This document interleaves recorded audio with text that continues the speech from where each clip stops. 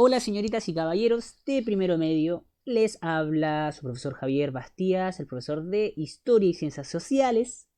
Primero que todo, espero que se encuentren muy bien, como siempre en sus hogares, cuidándose, protegiéndose junto a sus familiares, respetando las normas y todo lo que nos han establecido para minimizar los contagios y todas esas problemáticas. Así que de verdad espero que se encuentren muy bien. El día de hoy nos encontramos aquí para desarrollar la guía de apoyo pedagógico número 4 que también la van a tener digitalizada, y esta es la explicación de esta misma para que podamos desarrollarla de mejor manera. Así que los invito a poner atención, a retomar quizás las guías anteriores, porque son temas que están relacionados y sirven para reforzar y fomentar y avanzar un poquito también en los contenidos que nos convoca a avanzar este año. Así que bien, partamos con esta explicación. Recordar que estamos viendo, ¿cierto? La unidad 1, que lleva por nombre la construcción de los Estados-nación en Europa, América y Chile, y los desafíos de su consolidación en el territorio nacional. Recordar que hemos visto un avance y una creación ya de estados nacionales, de una definición de estado, de una sociedad independiente. Recordar que Chile ya se independizó de la monarquía y del control colonial de Europa, principalmente de España. Por lo tanto, ahora tenemos que visualizar a Chile como un estado independiente, un estado autónomo, el cual tiene la gran misión de organizarse.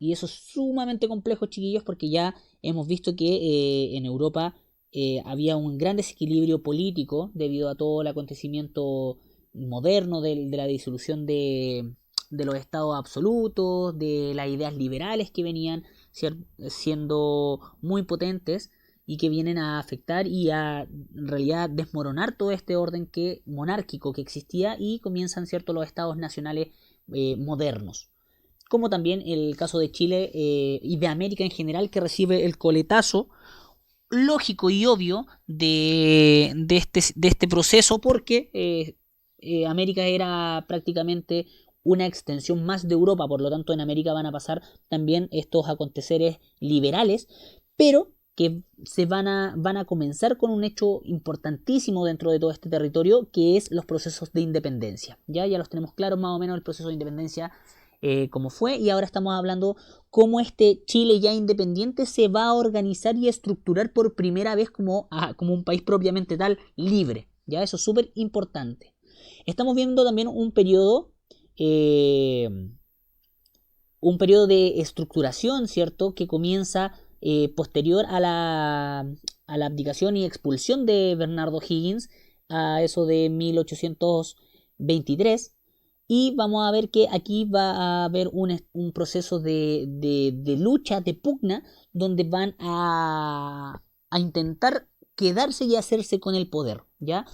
Pensadores y políticos e idearios que veían a Chile siempre o querían a Chile como una república ya independiente, pero con distintos matices. En otras palabras, son distintos.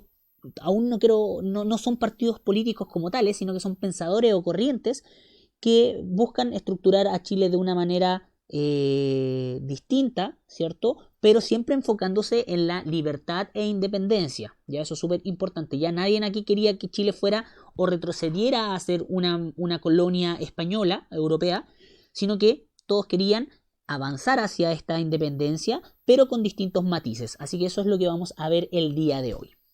Distintas tendencias se disputan el control del Estado. La autonomía de España no trajo cambios relevantes en la conformación de la estructura social que acontecía acá en Chile. A comienzo de la década de 1820, la élite, o sea, la parte más alta, criolla, continuaba siendo el grupo más influyente a nivel político, económico y cultural, por lo que no fue de sorpresa que este sector asumiera el control del Estado. Cuando se expulsan a los españoles, inmediatamente también se le crea un veto, ¿cierto?, a las autoridades políticas españolas. Por lo tanto, inmediatamente cuando se eliminan a los españoles de esta política, de este grupo político, asumen los criollos, que recordar los criollos son los hijos de españoles nacidos en América, ¿ya? Eso es súper importante. Después vienen los mestizos y después los naturales o indígenas. Pese a que dentro de la élite existía una unanimidad en torno a la necesidad de establecer un orden de tipo republicano, o sea, no habían dudas que tenía que ser un orden de tipo republicano, las diferentes opiniones sobre los matices que debía adoptar este sistema dieron pie a fuertes disputas políticas entre las principales corrientes de la época, ¿ya? Lo mismo que les comentaba en la introducción, van a existir distintos matices de un mismo norte, un mismo rumbo, van a existir distintos caminos que tomar para llegar al mismo lugar. Por lo tanto, eso es lo que vamos a ver el día de hoy en esta lucha, en esta disputa entre las corrientes políticas de la época. Existen corrientes de dos matices principales y también dentro de ellas existen subgrupos. Van a existir primero dos principales pensamientos que van a ser liberales y los otros van a ser conservadores. Partamos por los liberales. Dentro de los liberales existía el grupo de los pipiolos y de los federalistas.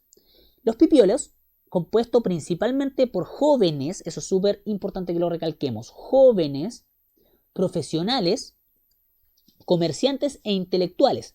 Este sector fue partidario de la instauración de un régimen en el que se reconociera la igualdad entre las provincias chilenas y se le asignaran mayores facultades al poder legislativo. Quitarle un poquito al poder al presidente y entregárselo al Senado en este caso. Además, inspirados en el liberalismo europeo, aspiraron a lograr mayores libertades y disminuir la influencia de la Iglesia sobre el Estado. Súper importante esto, chiquillos, porque recordar que Chile prácticamente se mantenía una presencia de la Iglesia muy, muy fuerte debido a la influencia europea de la época. Otro de los grupos de los liberales estaban los federalistas. Esta facción defendía la idea de un Estado federal que favoreciera la descentralización política y la autonomía económica de las provincias, ¿ya? Era prácticamente crear estados federalistas que tuvieran un control más autónomo para poder así de esa forma quitarle el poder al centralismo de Santiago principalmente, que era la capital y va a ser hasta el día de hoy, cierto, el centro de todo. Y el líder indiscutido de este grupo fue José Miguel Infante. De la otra tendencia, ¿cierto?, son los conservadores. Principalmente, y el que más destaca siempre van a ser los pelucones. ¿Ya? Los que más destacan en esta lucha, en esta pugna, van a ser los pipiolos, que son liberales, y los pelucones, que son conservadores. Los pelucones, conformados mayoritariamente por terratenientes de la aristocracia criolla. Terratenientes, personas que mantenían un control y un poderío de las tierras, ¿ya?, que tenían muchos lugares en su adquisición, en su patrimonio, y de la aristocracia, o sea, de la clase más alta, más fina, ¿cierto?, que más dinero tenía de la élite criolla. Por lo tanto, ellos son los pelucones. Este grupo defendió la idea de organizar a Chile como un Estado unitario, dirigido autoritariamente por un poder ejecutivo con amplias atribuciones. El poder ejecutivo, señoritas y caballeros, va a ser el presidente.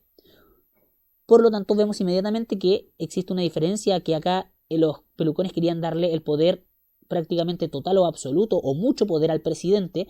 En cambio aquí los pipiolos, que es el otro jugador importante en estas ideas, es darle poder al legislativo, quitarle poder al presidente, ¿ya? Muy importante esa gran diferencia.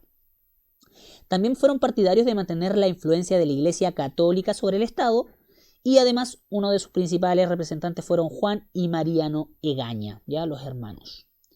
También dentro de los conservadores encontramos a los estanqueros, que era el grupo compuesto por comerciantes defensores de un gobierno fuerte y autoritario que asegurara el orden necesario para acabar con la inestabilidad económica imperante.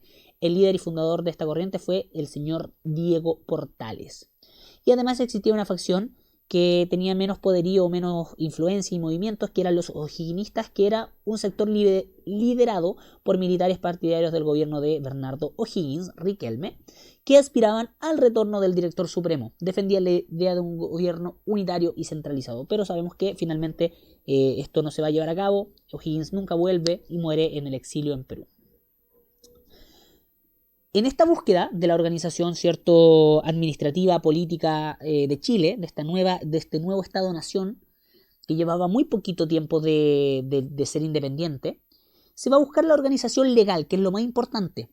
La influencia de la Ilustración sobre la clase dirigente quedó demostrada en su afán constitucionalista.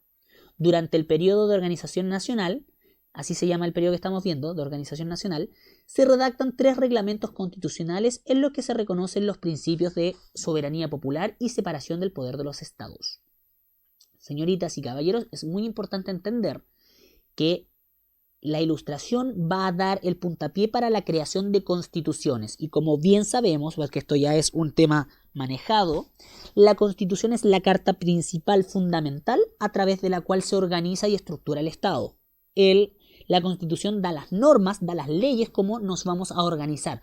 Por lo tanto, y también la Constitución es un sinónimo inmediato de libertad. Eso es importantísimo, de independencia. Por lo tanto, se buscó en esta época, ¿cierto?, crear este rango constitucionalista, y es así que en este periodo, desde 1823, que asumen los gobiernos liberales, hasta 1830 se van a establecer 3 constituciones, en realidad 2 constituciones y una van a tener el nombre de leyes federales. Constitución de 1823, que aquí vamos a ver las características para que ustedes después las revisen, las leyes federales de 1826 y la Constitución de 1828. Estas constituciones tienen características principales, ¿cierto?, y diferentes entre cada una de ellas, por lo tanto eso también va a ser una tarea que vamos a tener que llevar a cabo para esta guía. Es muy importante entender que se busca establecer una constitución porque es el ícono y el símbolo de la independencia, pero bien estructurado y manteniendo las luces, ¿cierto?, de la Ilustración, la influencia europea de este proceso tan largo que fue el humanismo. Finalmente, señoritas y caballeros, la resolución armada en torno al carácter de la República. Obviamente, como siempre ha costado en la historia de Chile y de casi toda América y de todo el mundo, las tomas de decisiones políticas administrativas van a concluir con un conflicto armado. En este caso, va a haber una crisis o una guerra civil, y que pese a los intentos de la clase política, la inestabilidad interna experimentada en nuestro país durante los años que siguieron a la independencia no hubo caso de ser resuelta dentro del marco de la institucionalidad. Ya había muchos detractores de estas constituciones, de estas ideas de libertad. Por lo tanto, como hemos visto, al finalizar la década de 1820, las distintas posturas políticas se hicieron irreconciliables y dirimieron sus disputas en una guerra civil que concluyó con el triunfo de los conservadores en la batalla del Ircay el 17 de abril de 1830. A partir de entonces, de aquí en adelante, se inició en Chile un periodo de tres décadas, esto va a durar hasta 1861 aproximadamente, en donde se marca la hegemonía del lado conservador, a lo largo de los cuales estos lograron dotar de una sólida organización al país y acabar definitivamente con las crisis internas mediante la implementación de un modelo autoritario. Por este motivo, los años comprendidos entre 1831 y 1861 han sido denominados por la historiografía nacional como la República Conservadora o Autoritaria. ¿Ya? Por lo tanto, señoritas y caballeros, vamos a ver que se pone fin con esta batalla y gana en este caso, ¿cierto?, la facción conservadora, y de ahí en adelante se marca otro periodo que vamos a trabajar de aquí en adelante. Les dejo también, como es costumbre, una pequeña guía de aplicación de los conocimientos en torno a lo mismo, para que podamos trabajarla de la mejor forma posible. Mis queridas y queridos alumnos, me despido fraternamente, con mucho cariño, un abrazo grande, harta fuerza, harto ánimo, harto aguante en lo que queda. Esperemos que pronto nos encontremos en la sala para ahí poder llevar a cabo de mejor manera la entrega de conocimientos y la retroalimentación que también necesitamos los profesores. Aguante, chiquillos, harta fuerza, harto ánimo.